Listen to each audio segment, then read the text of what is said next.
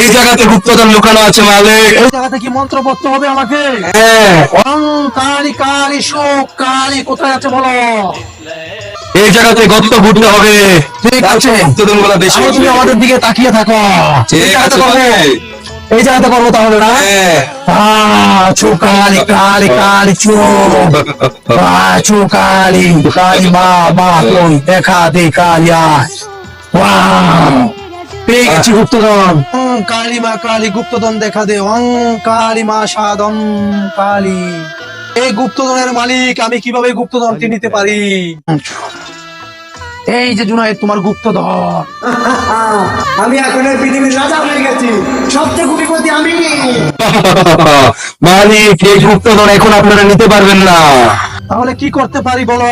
এই গুপ্তধন নিতে হলে 7 দিন আপনাকে এই গুপ্তধনের উপর ভালো করে মারতে হবে। ঠিক আছে, তাহলে যাও। আমি 7 দিন পরে তো গুপ্তধন করতে পারবো নাকি? ঠিক আছে, তাহলে তুমি যাও।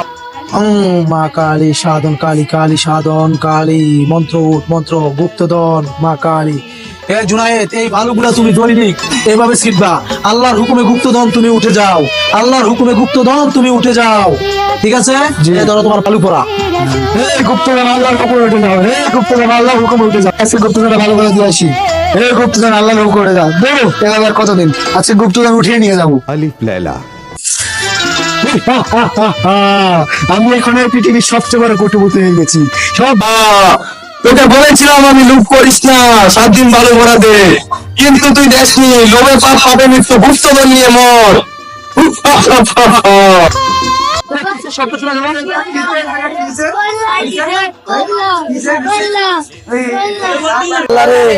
আল্লাহ রে ফলারে কইলাম ভালো ফরা 7 দিন দিয়ালো, এই লুবে আজকে শেষ করে দিছে।